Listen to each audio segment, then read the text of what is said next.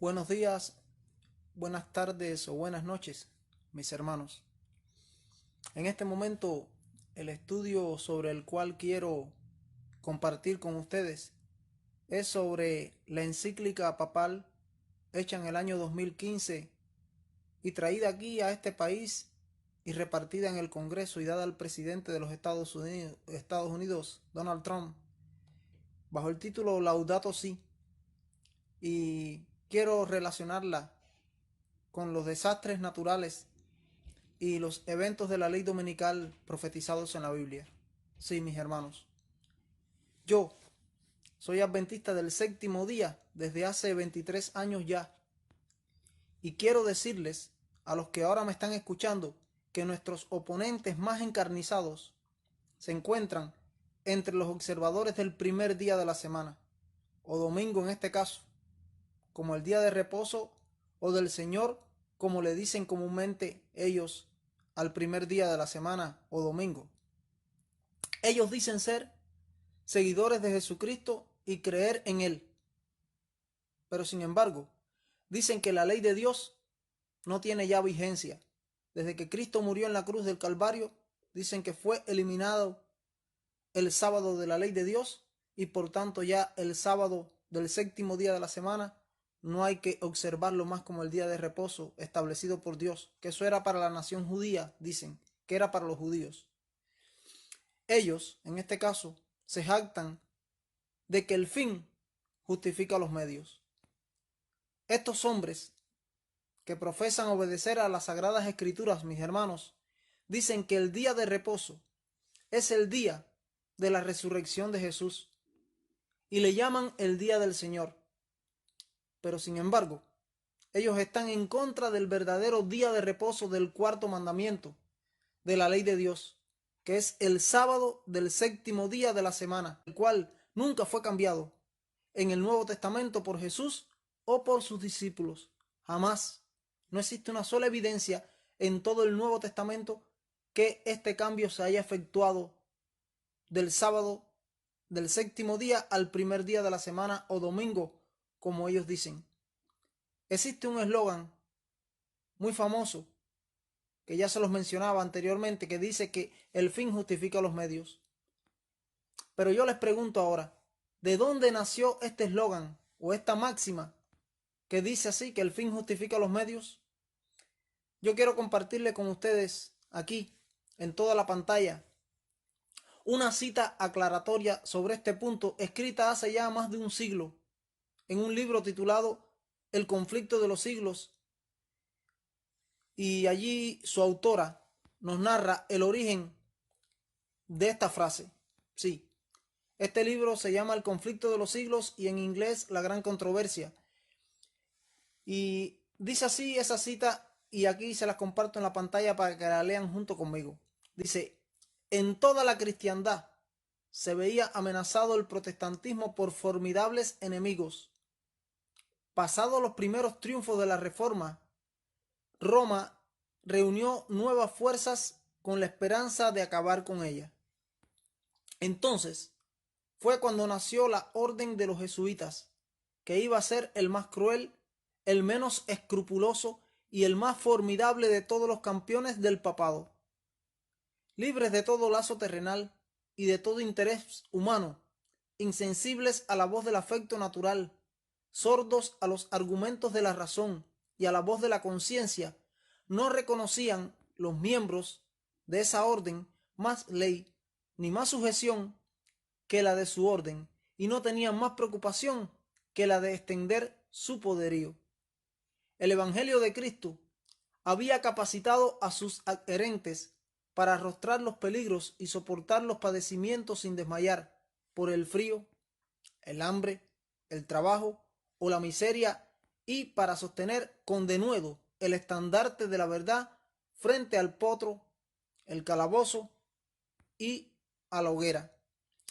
Para combatir contra estas fuerzas, el jesuitismo inspiraba a sus adeptos un fanatismo tal que los habilitaba para soportar peligros similares y oponer al poder de la verdad todas las armas del engaño. Para ellos, ningún crimen era demasiado grande, ninguna mentira demasiado vil, ningún disfraz demasiado difícil de llevar. Ligados por votos de pobreza y de humildad perpetuas, estudiaban el arte de adueñarse de la riqueza y del poder para consagrarlos a la destrucción del protestantismo y al restablecimiento de la supremacía papal. Al darse a conocer como miembros de la orden, se presentaban con cierto aire de santidad, visitando las cárceles, atendiendo a los enfermos y a los pobres, haciendo profesión de haber renunciado al mundo y llevando el sagrado nombre de Jesús, de aquel que anduvo haciendo bienes. Pero bajo esta fingida mansedumbre ocultaban a menudo propósitos criminales y mortíferos. Era un principio fundamental de la orden, y escuchen, aquí viene, que el fin justifica los medios. Según dicho principio, la mentira, el robo, el perjurio y el asesinato no solo eran perdonables, sino dignos de ser recomendados siempre que vieran los intereses de la Iglesia.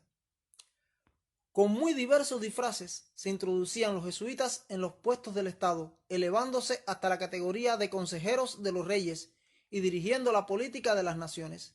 Se hacían criados para convertirse en espías de sus señores. Establecían colegios para los hijos de los príncipes y nobles y escuelas para los del pueblo. Y los hijos de padres protestantes eran inducidos a observar los ritos romanistas. Toda la pompa exterior desplegada en el culto de la Iglesia de Roma se aplicaba a confundir la mente y ofuscar y embaucar la imaginación para que los hijos traicionaran aquella libertad por la cual sus padres habían trabajado y derramado su sangre. Los jesuitas se esparcieron rápidamente por toda Europa y doquiera iban lograban reavivar al papado. Conflicto de los siglos, página 215 a la página 216. Sí, mis hermanos, he ahí la clave de este eslogan o de esta máxima, que el fin justifica los medios. Es decir, que no importa el medio que ellos emplearan, que ellos empleen con el objetivo o el fin de lograr sus propósitos. Es decir, no importa si tienen que usar la mentira, no importa si tienen que usar el veneno, no importa si tienen que usar la calumnia, no importa si tengan que usar la traición aún de sus propios padres y familia, con el fin de servir a los intereses del Papa, a los intereses del Vaticano. Ese es el máximo eslogan de ellos. El fin justifica los medios. Es decir, que no importa el medio que te emplees, con el fin de lograr ese objetivo que ellos persiguen. Es decir, la orden jesuita, mis hermanos, o la Sociedad de Jesús, de la cual en casi 500 años de historia, desde su fundación en el año 1534 por el vasco español Ignacio de Loyola, nunca habían tenido oficialmente un papa al frente de la Iglesia Católica. Pero a partir de Jorge Mario Bergoglio, Francisco I, lograron finalmente ellos el objetivo, que era poner un papa, en este caso de su propia orden, en la cúpula máxima del Vaticano. Pero aquí no acaba todo, mis hermanos. Como bien sabemos, Bergoglio o Francisco I o Francisco I entró al poder en el Vaticano tras la inesperada y sospechosa renuncia de Joseph Ratzinger, el alemán Joseph Ratzinger, que era el papa anterior, Benedicto XVI, y para más, es un papa latinoamericano, en este caso. Bergoglio, le estoy hablando, Francisco I, es argentino, y junto a él se ha logrado completar el equipo total de esta orden jesuita en el poder de Roma y para el mundo, con otro latinoamericano más. Sí, porque no es solamente un argentino, sino que me estoy refiriendo a que el general superior de la orden de los jesuitas, en este caso Arturo Marcelino Sosa Abascal, que es todo su nombre, Arturo Sosa se le conoce, pero su nombre es Arturo Marcelino Sosa Abascal. Este individuo también es latinoamericano como lo es Francisco. es de origen venezolano y es el hombre más poderoso de la tierra, a quien se le conoce como el Papa Negro, y casualmente entra al poder de su orden en el Vaticano tras otra renuncia más, tras la renuncia del anterior general superior de la orden, el vasco Adolfo Nicolás. Fíjense que Francisco Bergoglio, en este caso el argentino, llega al poder en el Vaticano tras la renuncia de Joseph Ratzinger, en este caso Benedicto XVI, y entonces Adolfo Nicolás, que era el general de la orden de los jesuitas, renunció, y tras su renuncia también sale al poder de la orden Arturo Sosa, venezolano, es decir, un venezolano y un argentino, latinoamericanos los dos y países fronterizos en Sudamérica.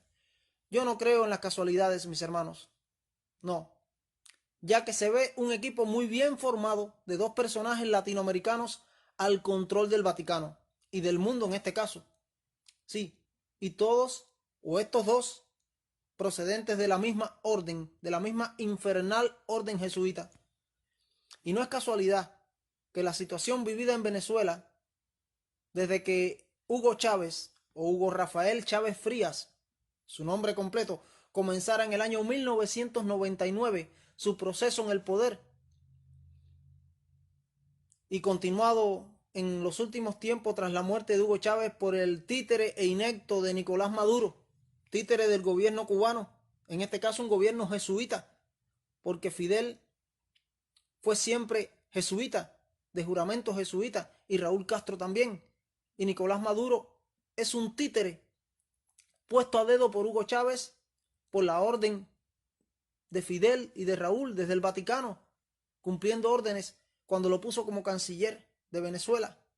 Y después hizo un alegato en la televisión nacional y por Telesur, llamando al pueblo venezolano que votaran por Nicolás Maduro cuando él estaba muriendo con el cáncer, porque era el vicepresidente del país nominado por él, y pidió que votaran por él en las elecciones. Y así mismo sucedió, y ya conocemos toda la crisis que hay en Venezuela, toda la historia de Venezuela.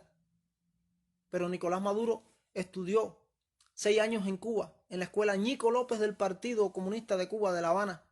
Ya se estaba preparando desde aquel momento, estaba siendo adoctrinado para cumplir todo el rol y su papel de títere que ha desempeñado, pero un títere de los Castros, pero más arriba quien gobierna es la orden de los jesuitas desde Roma, que son los que tienen el control. Sí, porque ellos han hundido a ese país, a Venezuela, en la dictadura, en la miseria, en la desgracia, en la anarquía y en el caos total. Pero lo más llamativo de todo, mis hermanos, es que su tanque pensante, en este caso, fue Arturo Sosa, el actual general superior de la orden jesuita, o Papa Negro, como se le conoce, ya que él era miembro de la orden jesuita en el área de Venezuela, pero era el provincial de la orden jesuita en el área. Era el líder, el jefe de todos los jesuitas en esa área, porque los jesuitas tienen 91 provincias en el mundo, es decir, que tienen al mundo dividido en 91 partes, y en cada una de esas partes se le llama provincia, hay un jesuita que está a la cabeza. Y en ese tiempo, cuando la revolución chavista surgió, el jesuita que estaba al frente de esta área era Arturo Sosa. Él era el provincial de la orden de los jesuitas en el área de Venezuela. Y él fue el motor, gestor del chavismo. Él fue el creador del chavismo en Venezuela.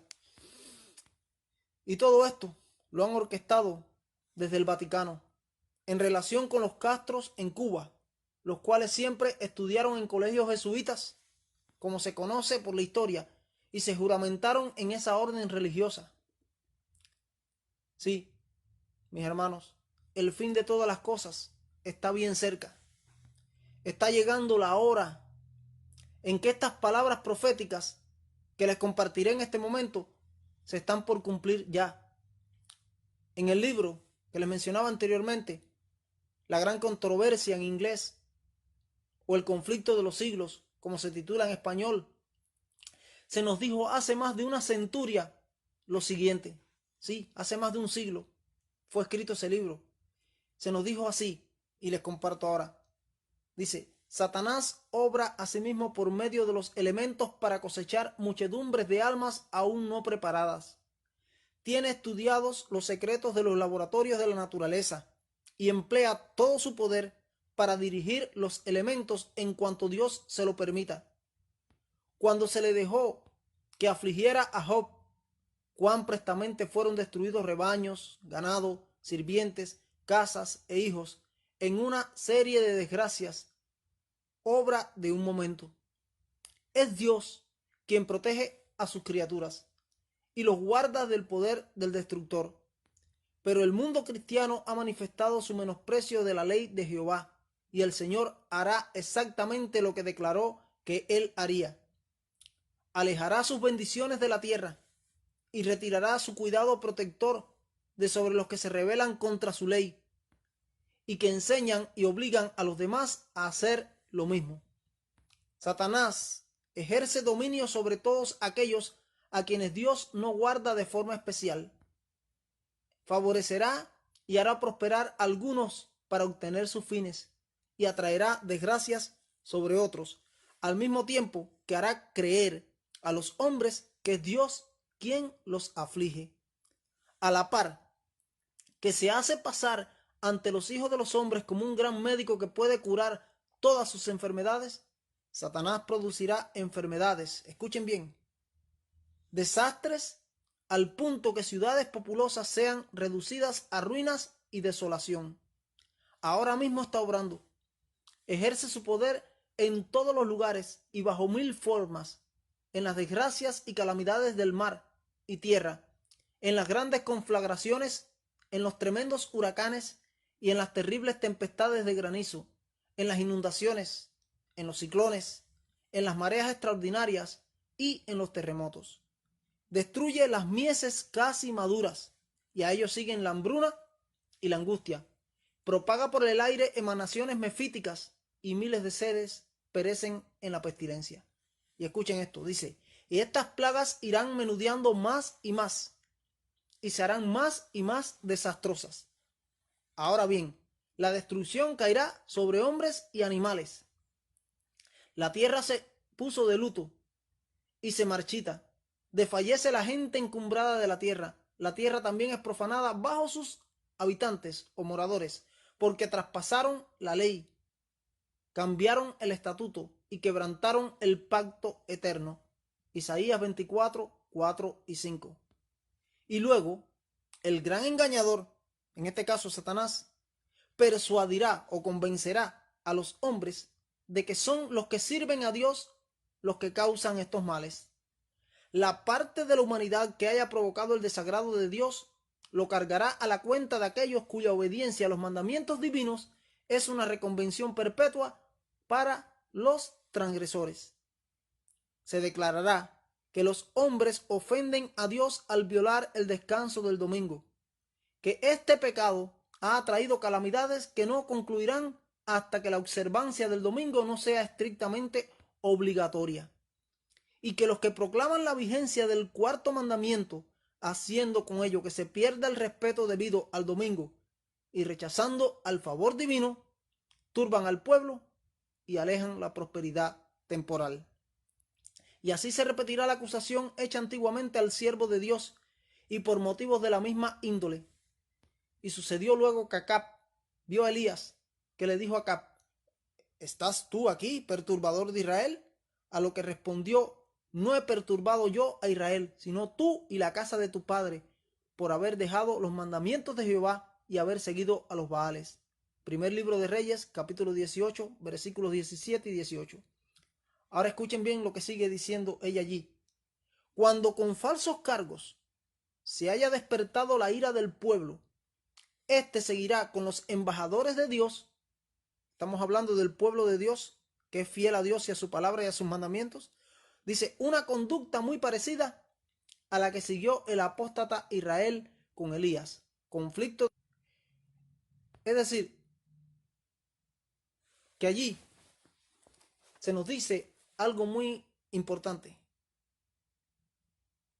Que el pueblo de Dios pagará la culpa debido a los desastres naturales que estén viniendo sobre el planeta Tierra. Porque Satanás se encargará de acusarlo por medio de sus agentes en la Tierra cuando todo el caos esté viniendo. Y va a decir que el motivo y la razón por la cual los desastres naturales están destruyendo la Tierra es porque no se obedece la ley dominical obligatoria que se va a establecer en el mundo. Y que como son desobedientes a esa ley, son enemigos de la paz y del orden, enemigos de la paz mundial. Y son los causantes de la anarquía, de la confusión y de todos los desastres que están viniendo sobre el planeta Tierra. Y todo el desastre económico que va a venir como consecuencia de ello. Y va a echarle la culpa de ser los culpables. Y va a levantar un decreto de muerte en contra del pueblo de Dios que es fiel a Dios, con falsos cargos. Según las claras evidencias, mis hermanos, de la profecía bíblica, esta generación en la cual vivimos es la generación final. Sí, esta generación en la que estás tú y en la que estoy yo es la generación final. Y no pasará esta generación hasta que todas estas cosas acontezcan, como lo dice allí los evangelios sinópticos de la Biblia, en este caso Mateo, Marcos y Lucas. En Mateo 24:34 Jesús dijo: y no pasará esta generación hasta que todas las cosas acontezcan. Y está dicho nuevamente en Marcos capítulo 13 en el versículo 30 y en Lucas capítulo 21 versículo 32. Las Sagradas Escrituras testifican que las catástrofes climáticas constituyen uno de los signos de la generación final. Curiosamente, no pocas personas dicen que esta generación es la última, basada en lo que llaman cambio climático, y están trabajando constantemente, asiduamente, para preservar al planeta Tierra para las generaciones futuras. Incluso están haciendo predicciones de que si no se aplican estrictas leyes y medidas de cambio climático para el año 2020, el próximo año ya, el mundo enfrentará la extinción y daños irreversibles e irreparables. Están diciendo que más allá del 2020 ya va a ser irreversible todo. Es decir, que el último momento, la última oportunidad para detener el cambio climático va a ser entre lo que queda de este año y el resto del año que viene. De ahí para allá ya será irreversible. Por tanto, las medidas deben ser tomadas urgentemente, según ellos. El cardenal católico Peter Turkson llama a los niños y jóvenes católicos actuales como la generación del Laudato Si.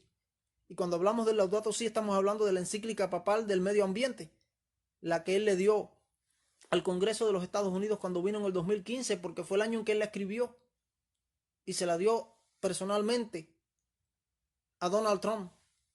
Sí, el titular del periódico o de noticias independientes católicas, sí, el cardenal da la bienvenida al surgimiento de la generación Laudato Si.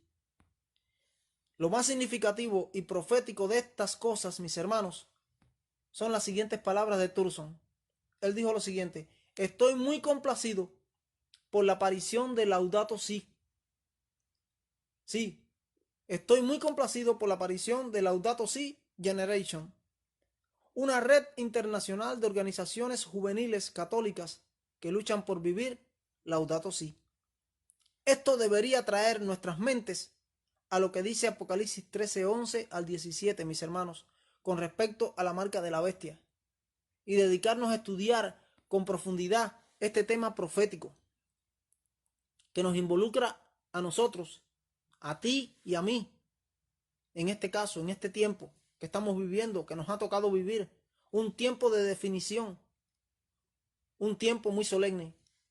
Antes de profundizar en la profecía bíblica, yo quisiera enfatizar las frases claves de la declaración citada anteriormente por este cardenal Turkson. Y número uno, es que usted está diciendo es la generación que será recordada por estar marcada con Laudato Si. Es decir, que tú y yo, esta generación, vamos a estar marcados por Laudato Si. Y número dos, que usted, tú y yo, somos la generación que nos hará ser recordados por ayudar a la iglesia a implementar Laudato Si para ser más proféticos en este caso. Estas dos declaraciones, mis hermanos, resumen la estrategia de los tiempos del fin de Satanás, como está predicho en Apocalipsis capítulo 13, usando las iglesias del mundo cristiano, las iglesias principalmente de aquí, de los Estados Unidos, donde van a hacer esa ley dominical nacional a nivel federal y que será una ley universal obligatoria posteriormente también. La solución principal establecida en Laudato Si, en esta encíclica del Papa, para abordar el cambio climático es el descanso dominical. Ahí está la esencia fundamental y muchos no la ven. Y sin embargo es el centro de esa encíclica. Esa es una encíclica dominical a favor de una ley dominical para preservar el medio ambiente. Sí, es el cambio climático, pero tiene que ver con el descanso de una ley dominical para preservar el clima, para preservar el medio ambiente. Pero va a ser una ley dominical, de descanso dominical, legalmente obligatoria. Aunque esto es una prevaricación, y sé que algunos no entenderán esta palabra prevaricación, es una palabra bíblica que aparece allí en el libro de Daniel, en el capítulo 8. Una prevaricación, según la Biblia, no es otra cosa que hacer legal por una ley de los hombres lo que es ilegal según Dios, según la ley de Dios. Es decir, que es establecer por ley de los hombres de manera legal una ilegalidad en contra de la palabra de Dios. Eso es prevaricar contra Dios. Y esto sucede con las leyes dominicales, ya que Dios nunca sustituyó, ni Jesús, ni los apóstoles, ni en la Biblia, el séptimo día de la semana por el primer día de la semana. Dios nunca instituyó el primer día de la semana o domingo como día dedicado a la adoración y el reposo, no, sino que el día legal, oficialmente establecido por Dios en su santa y divina palabra y en su ley eterna moral, es el sábado del séptimo día de la semana y nunca el primer día de la semana. Por tanto, si se establece el domingo como día de reposo por una ley de los hombres, es una prevaricación contra Dios porque estás estableciendo por ley algo que es ilegal para con Dios, porque lo que es legal para con Dios es el sábado del séptimo día. Esto terminará, mis hermanos, en la adoración dominical impuesta por el gobierno, en este caso de los Estados Unidos primero, a través de una ley dominical obligatoria. Sí, van a ser aquí en los Estados Unidos de Norteamérica, según dice Apocalipsis capítulo 13, versículos 15 hasta el 18. Pero desde el versículo 11 del capítulo 13 comienza a hablarse de los Estados Unidos en la profecía. Y el mundo va a seguir los pasos de esta nación, de los Estados Unidos. Sí, va a seguir los pasos imponiendo esa ley dominical obligatoria a nivel global. Este cardenal que les hablaba, disculpen, Turson, incluso tiene la audacia de llamar profética a esta generación y dice que será recordada por ayudar a la iglesia a implementar Laudato Si, y le llama a la generación Laudato Si. Lo único que falta en la declaración de este cardenal es la participación de los Estados Unidos en ser la primera nación en implementar esa ley dominical obligatoria a nivel federal primero, preparando así el escenario mundial para que las otras naciones de la tierra la sigan a ella. En este caso a los Estados Unidos, como está claramente establecido de forma profética en el capítulo 13 del libro de Apocalipsis, desde el versículo 11 mayormente hasta el versículo 18. Pero no todo se queda aquí, mis hermanos. Yo los invito a leer junto conmigo aquí en la pantalla lo escrito por la siguiente fuente. Es el Consejo Episcopal Latinoamericano o la CELAM, y presentó una carta pastoral sobre la ecología integral a la luz de la encíclica Laudato Si del Papa Francisco. Y dice así esa carta. Se las pongo aquí en la pantalla. Ciudad del Vaticano. Discípulos misioneros custodios de la casa común. Así le llaman a la Tierra, la casa común, al planeta Tierra. Discernimiento a la luz de Laudato Si. es el título de la carta pastoral del Consejo Episcopal Latinoamericano, CELAM, sobre ecología integral. En este documento, los obispos latinoamericanos, luego de un largo proceso de estudio y debate y construcción colectiva, hacen una relectura de la encíclica Laudato Si, a la luz de los desafíos ecológicos del continente. Es necesario entender que esto sucedió antes de estos terribles incendios que invadieron el Amazonas en el año 2019. Esto no es casualidad, mis hermanos, aunque muchos lo quieran ver como un accidente, pero yo tengo la seguridad plena de que es un accidente, sí, pero un accidente provocado como mismo hiciera Nerón cuando incendió Roma en el siglo I y después le echó la culpa a los cristianos. Disculpen. Pero ahora tiene que ver otra vez con Roma, sí. Aquello fue la Roma de Nerón. Ahora tiene que ver con Roma nuevamente, pero en una nueva dimensión que la antigua Roma pagana imperial. En este caso, esta es la Roma pagana papal. Sí, en este caso son 20 siglos después. Tiene que ver con la Roma pagana espiritual, y cuya sede está allí también en Roma, pero en el Vaticano, y con un nuevo Nerón, cuyo máximo eslogan es el fin justifica los medios. Y este Nerón actual es el Papa. Es decir, no importa el medio que tengas que utilizar con el objetivo de lograr el fin que persigues al final. Este eslogan siempre ha sido el principio de la orden a la que el nuevo Nerón de la famosa ciudad de las 7 colinas pertenece, y no lo han cambiado ni lo cambiarán jamás. En resumen, mis hermanos, en el fondo de todo está la mano negra de los instrumentos satánicos de la Babilonia espiritual para implementar un nuevo orden mundial con una ley dominical en contra de la ley de Dios, que establece el sábado del séptimo día de la semana como el día de reposo y descanso y de adoración, y no el primer día de la semana, que es el domingo, que es en adoración al sol y no en adoración al creador de todas las cosas, que es Dios. En ese famoso documento de la CELAM, escrito por los obispos, ellos convocan a toda la iglesia a asumir el enfoque de una ecología integral como dimensión constitutiva de la evangelización en el continente. Asimismo, ellos se hacen denuncias, en este caso, ante los graves atentados contra la vida y la dignidad de los pobres por parte de la industria extractivista contra los pueblos indígenas y la casa común. A través de la carta pastoral, los obispos latinoamericanos, mis hermanos, sí, a través de esta carta pastoral, estos obispos latinoamericanos, en comunión con el Papa Francisco, se expresa lo siguiente. Dice allí: queremos entrar en diálogo con todos acerca de nuestra casa común y especialmente sobre el modo como estamos construyendo el futuro del planeta Tierra, lo cual implica buscar juntos caminos de liberación que conduzcan a la verdadera sabiduría y al planteamiento de las respuestas integrales.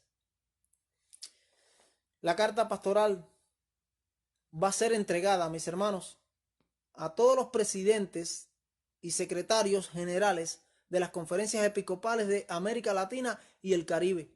Además, la presidencia de la CELAM la entregará al Papa Francisco en la audiencia que tiene prevista para el mes de mayo del año 2020, que ya está dada la fecha para esa reunión, que va a ser el 14 de mayo del año que viene, del año próximo. Sí, desde que Donald Trump tomara la decisión de retirarse del acuerdo sobre el cambio climático de París, la oposición ha sido bien fuerte desde todos los ángulos en contra de esa decisión de Donald Trump. Esta ha venido como una, diríamos, como una cascada, desde los líderes políticos mundiales, religiones del mundo, ejecutivos de negocios, liberales, el ciudadano común de a pie, e incluso los evangélicos, algunos de los cuales le reclaman a Trump por esto, porque ellos lo ayudaron a que él llegara al poder de la presidencia en los Estados Unidos, que llegara aquí a la oficina oval como presidente de la nación con su voto. Y en su mensaje de retirada, Trump dijo lo siguiente, y se los comparto. Dijo él: los Estados Unidos se retirará del Acuerdo Climático de París, pero iniciará negociaciones para reingresar o bien al Acuerdo de París o a una realmente completa nueva transacción en condiciones que sean justas para los Estados Unidos.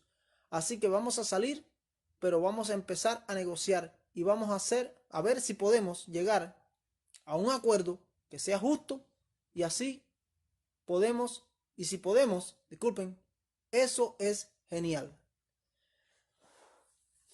Podría muy bien, mis hermanos, ser que la nueva transacción, en este caso, en cualquier forma que pueda venir, podía traer consigo medidas aún más estrictas, especialmente en lo que a calamidades climáticas se refiere, que son cada vez más frecuentes en el mundo y cada vez más desastrosas.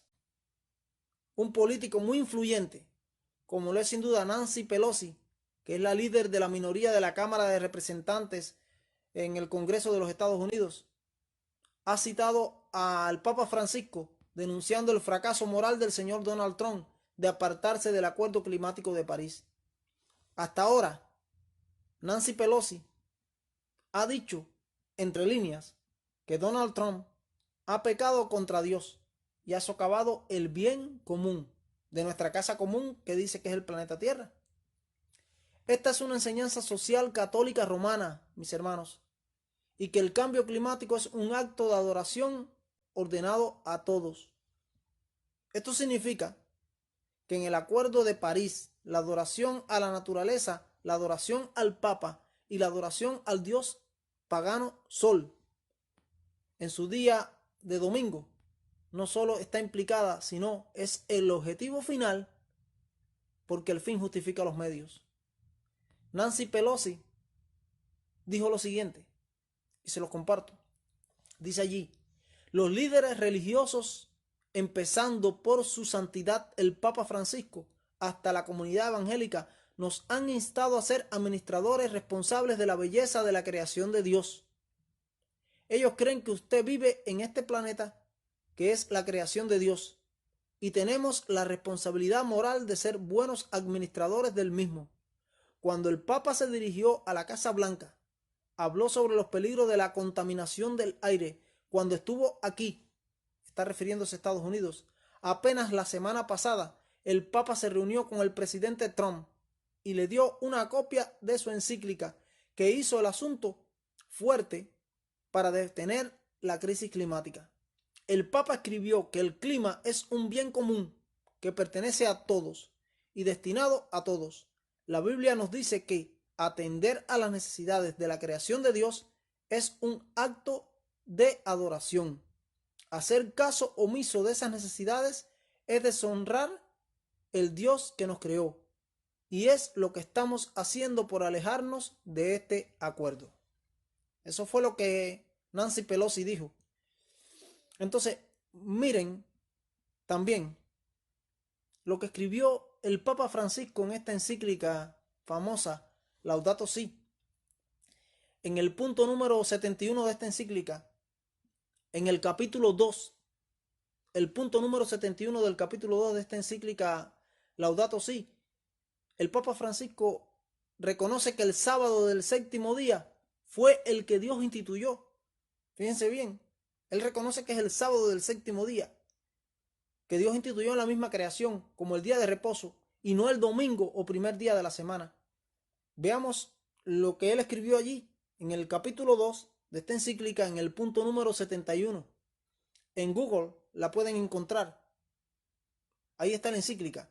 Dice así el punto 71 del capítulo 2 de esta encíclica: aunque la maldad se extendía sobre la faz de la tierra, Génesis 6:5, y a Dios le pesó haber creado al hombre en la tierra, Génesis 6:6.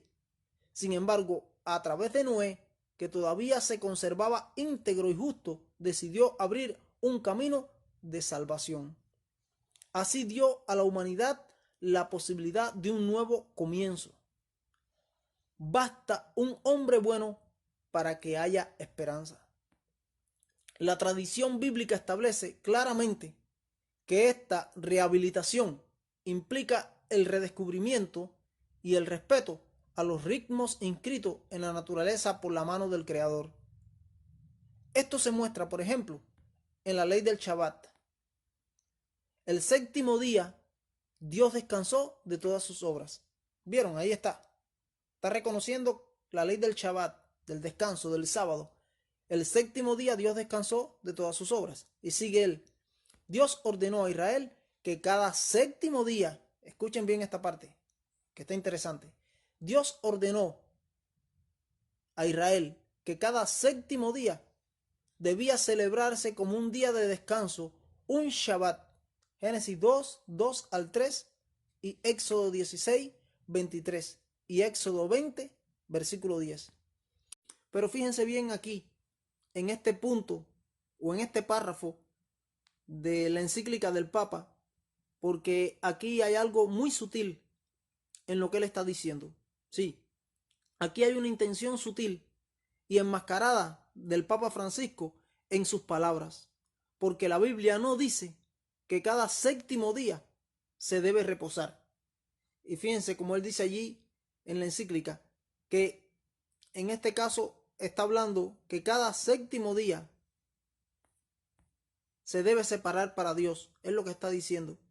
Y sin embargo no es cada séptimo día que se debe separar para Dios, porque no es el séptimo día que uno elija, no es el día que uno quiera como séptimo día, sino que es el séptimo día específicamente de la semana, que es el sábado establecido por Dios en la misma creación.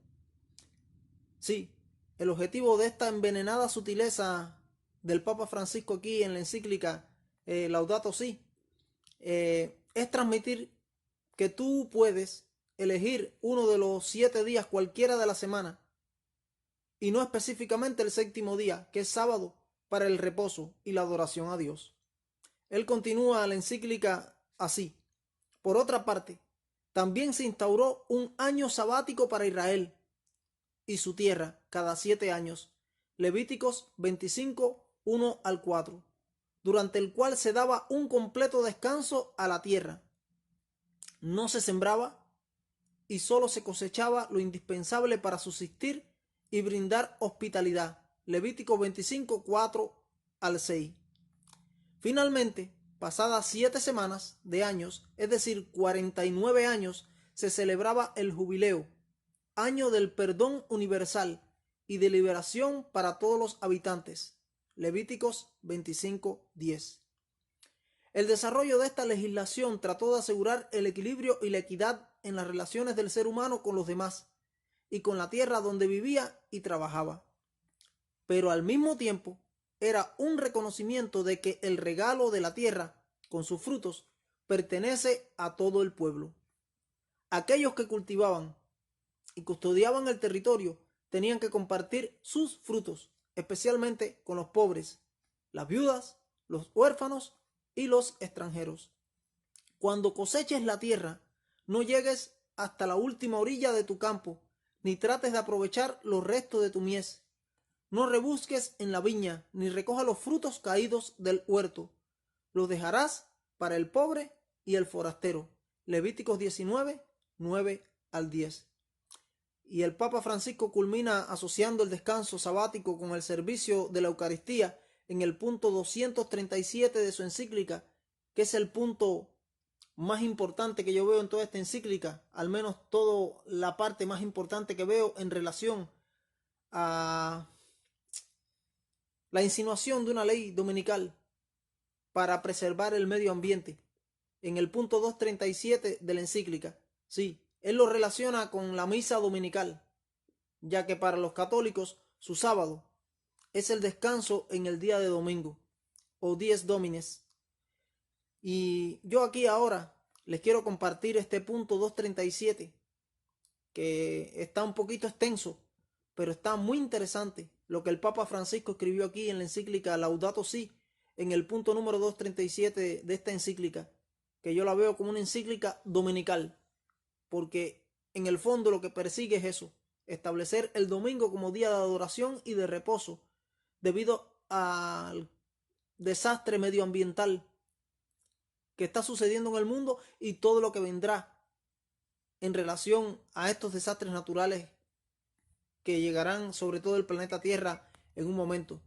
Entonces, dice el punto 237 y se los comparto en la pantalla. El domingo, la participación en la Eucaristía tiene una importancia especial.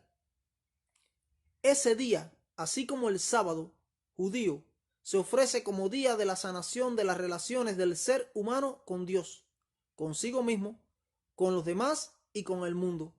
El domingo es el día de la resurrección, el primer día de la nueva creación, cuya primicia es la humanidad resucitada del Señor, garantía de la transfiguración final de toda la realidad creada. Además, ese día anuncia el descanso eterno del hombre en Dios. Eso está en la página 168. De este modo, la espiritualidad cristiana incorpora el valor del descanso y de la fiesta. El ser humano tiende a reducir el descanso contemplativo al ámbito de lo infecundo o innecesario, olvidando que así se quita a la obra que se realiza lo más importante, su sentido. Estamos llamados a incluir en nuestro obrar una dimensión receptiva gratuita que es algo diferente de un mero no hacer. Se trata de otra manera de obrar que forma parte de nuestra esencia. De este modo, la acción humana es preservada no únicamente del activismo vacío, sino también del desenfreno voraz y de la conciencia aislada que lleva a perseguir solo el beneficio personal. La ley del descanso semanal, y escuchen bien cómo él dice y cómo él hace énfasis con respecto al día de reposo, pero no el sábado del séptimo día, sino hablando del domingo. Dice él, la ley del descanso semanal imponía abstenerse del trabajo el séptimo día. Aquí está hablando del día séptimo de la creación, pero ahora como él hace un cambio lo transfiere al primer día de la semana. Dice, y le repito, la ley del descanso semanal imponía abstenerse del trabajo el séptimo día para que reposen tu buey, tu asno, y puedan respirar el hijo de tu esclava y el emigrante. Éxodo 23, 12. El descanso es una ampliación de la mirada que permite volver a reconocer los derechos de los demás. Así, el día de descanso, cuyo centro es la Eucaristía, derrama su luz sobre la semana entera y nos motiva a incorporar el cuidado de la naturaleza y de los pobres. Pero fíjense bien, Francisco se está refiriendo aquí al descanso dominical o en el primer día de la semana, porque ese es el día en que se celebra la Eucaristía, ¿sí? O la misa, o el servicio de la transustanciación que se hace supuestamente allí, en el pan y en el vino, que es una blasfemia todo eso, y una idolatría. Y él está hablando de este día, que es el día de la Eucaristía, que es cuando se celebra la misa. Es en domingo, él está hablando del domingo, porque ese es el día en que la Iglesia Católica celebra la Eucaristía y no el sábado del séptimo día de la semana, como lo dice la Biblia, al cual le llaman los católicos y el mundo evangélico y protestante el sábado judío, judaizar a los que guardan el sábado del séptimo día. Y sí, le llaman judaizantes, aquellos que lo observan, aquellos que lo defienden y aquellos que lo creen, ya que para ellos el día del Señor es el primer día de la semana, o el domingo, en este caso, que fue cuando Jesús resucitó, y dice que celebran ese día en honor a la resurrección de Jesús, a una nueva creación. Y en este acuerdo ecuménico vemos juntas tanto a la madre de las rameras, en este caso la Iglesia Católica Romana, que es la madre de las rameras mencionada en Apocalipsis 17 y Apocalipsis 18, la gran ramera, y la vemos a ella unida con sus hijas, según lo menciona Apocalipsis 17 del 1 al 5. Sí, unidas en un ecumenismo, pero no solo en un ecumenismo, sino en un maridaje político religioso con los poderes de este mundo, aliadas y mezcladas a la política por medio de un ecumenismo entre ellas. En otras palabras, mis hermanos, no sé cómo existen tantos ciegos que no quieren ver o entender, que están diciéndonos que aquellos que no vayan juntos con la encíclica del Papa y el Acuerdo Climático de París no están adorando a Dios. Eso es lo que están diciendo. Sí, mis queridos hermanos, nunca había estado más vigente otro libro como ahora lo está el libro El conflicto de los siglos. Sí, yo los invito a leer, y no solo a leer, y más que leer, yo los invito a estudiar los capítulos finales de este libro, los últimos 6, 7 capítulos finales de este libro, que están titulados La ley inmutable de Dios o la ley de Dios inmutable, la libertad de conciencia amenazada, el conflicto inminente, el mensaje final de Dios, el tiempo de angustia de Jacob, porque este libro está muy al día en nuestros tiempos, en esta generación que estamos viviendo, con estos eventos que están pasando. Un libro que fue escrito hace más de 100 años atrás, pero muy impresionante todo lo que ese libro menciona, y estamos viendo el cumplimiento de esas cosas a la luz de la Biblia. Allí podremos obtener más información en ese libro sobre lo que es el tema de la marca de la bestia, lo que es su implementación, sí, la implementación de la marca de la bestia y la preparación para ese tiempo que llegará más temprano que tarde, y de seguro será en esta generación, en nuestra generación. Esta encíclica del Papa, Laudato Si, es una encíclica con bases dominicales, es dominical, y es lo que va a mover al mundo después que los desastres naturales comiencen a azotar al planeta y comiencen a destruir las economías de los países. Es lo que va a mover al mundo a establecer una ley dominical para buscar la bendición de Dios sobre la tierra. Porque aquí él está insinuando en el punto 71, específicamente en el punto 237 de esta encíclica, que hay que guardar el Shabbat, pero no es el Shabbat del séptimo día de la semana, establecido por Dios en la ley de los 10 mandamientos, sino el Shabbat que lo relacionan ellos con la Eucaristía, con el servicio de la misa, el primer día de la semana, que es el día en honor y adoración al dios pagano Sol, establecido primero por Constantino en la primera ley dominical en el año 321, y después en el año 364 el Concilio de la Odisea de la Iglesia Católica lo estableció como día de adoración obligatorio. Y es un día que viene del paganismo, viene desde Babel, y de Babel pasó a todas las naciones, a los grandes imperios mundiales alrededor de todo el Mediterráneo. De ahí pasó a Roma pagana imperial, y después que una vez que Roma pagana imperial cayó, que fue desmembrada, que fue completamente dividida y destruida, entonces surgió la Roma pagana papal, que fue la que adoptó todo este sistema idolátrico pagano que viene desde Babel, y establecieron el domingo como el día de reposo, el primer día de la semana, que no es el día verdadero establecido por Dios, porque ni Jesús lo cambió nunca, ni los apóstoles lo cambiaron nunca. Nunca ellos hicieron mención a un cambio de ese día. La iglesia cristiana primitiva guardó el sábado del séptimo día. Jesús, cuando murió en la cruz del Calvario, él no abolió la ley de los 10 mandamientos, ni el sábado del séptimo día de la semana. El sábado está vigente, sigue vigente y ha quedado vigente.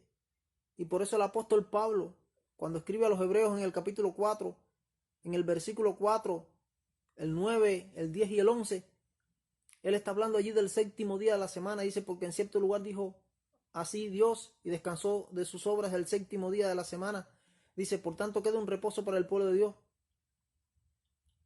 Y está llamando, dice, procuremos pues entrar en aquel reposo, para que ninguno caiga en semejante ejemplo de desobediencia. Y está hablando de aquel reposo, de aquel del séptimo día, de aquel de la creación, de aquel de la primera semana de la creación. Hablando del reposo que está mencionado en la Biblia en Génesis capítulo 2, en el versículo 2 y 3, o del 1 al 3. del capítulo 2. Y Pablo está citando de allí. Dice, porque en cierto lugar, dijo, ¿en qué lugar? En Génesis 2. Y reposó Dios de todas sus obras en el séptimo día. Dice, por tanto, queda un reposo para el pueblo de Dios. Procuremos pues entrar en aquel reposo, para que ninguno caiga en semejante ejemplo de desobediencia. Dice, porque el que ha entrado en su reposo, también ha reposado de sus obras como Dios de las suyas. Pero cuando Dios reposó de las suyas, el séptimo día de la semana. Ese fue el día en que Dios reposó de sus obras en el pasado. Fue el día que Él estableció de reposo, como una señal perpetua entre Él y su pueblo. No es el primer día de la semana. Y esto es todo lo que dice esta encíclica. Y es lo que está insinuando esta encíclica. Y es lo que quiere lograr el Vaticano y el papado. Y más los jesuitas que están en la cúpula del poder, con todo el dominio. Y la Biblia lo profetizaba en Apocalipsis 13. Y desde hace años estamos diciendo y advirtiendo al mundo, nosotros, los adventistas del séptimo día, que vendrá una ley dominical obligatoria nacional aquí en los Estados Unidos y que será universal, y van a perseguir a todos los fieles hijos de Dios que guarden los mandamientos de Dios, específicamente su sábado, y van a decir que son los culpables de todos los males y desastres que están viniendo sobre el mundo, los desastres naturales.